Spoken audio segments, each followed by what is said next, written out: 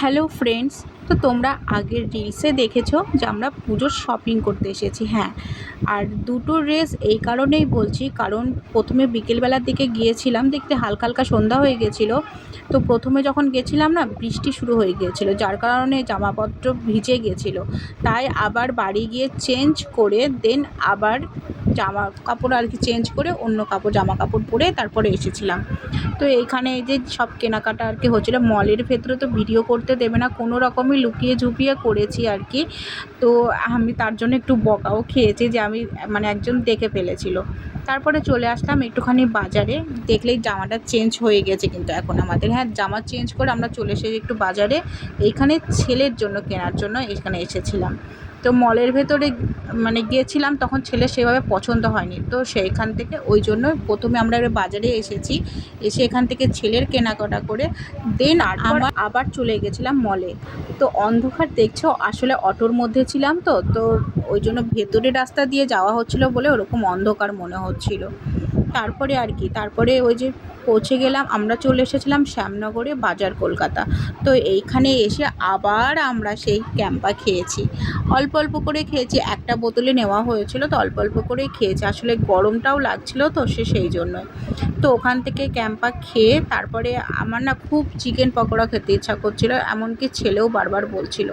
তো ওই জন্য ওখান থেকে আবার মানে একদমই সামনেই তো দোকান ছিল, ওখান থেকে দেখো চিকেন পকোড়া নিয়ে নিলাম। এখান থেকে আমিও খেয়েছি, দেন আমার হাজব্যান্ডও অল্প একটুখানি খেয়েছে। তো খুব ভালো লাগছিলো চিকেন পকোড়াটা খেয়ে। তখন খাবো বলেছিলাম, যে তখন সেই বুঝে খাওয়া হয়নি বলে আমার হাজব্যান্ড বলছে চলো এখন খাবে, এখন তো অতটা ভিড় নেই, ফাঁকা আছে। তাই বললাম হ্যাঁ ঠিক আছে খাবো।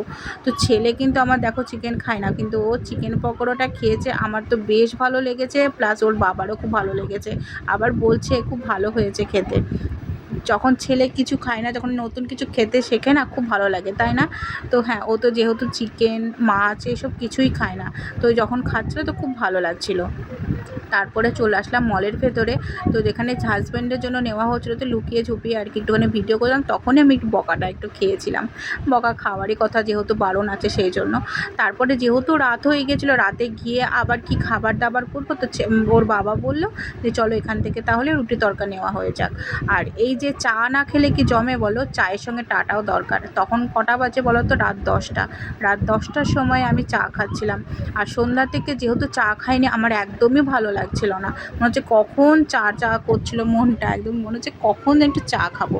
তো এখান থেকে চা বিস্কিট খেয়ে ব্যাস আমরা এবার বাড়ি চলে আসবো।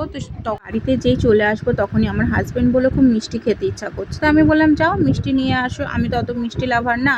তো ও চলে গিয়েছে ওই পারে মিষ্টির দোকানের সামনে মিষ্টি কিনতে। তো এই যে শপিং ডান, এখন বাজে রাত 10টা। তো 10টার সময় এখন আমরা চাটা খেয়ে এখন এবার বাড়ির পথে। তো এই যে শপিং সব হয়ে গেছে, রাতে খাবারও কিনে নিয়েছি। তো সবাইকে টাটা বাই বাই।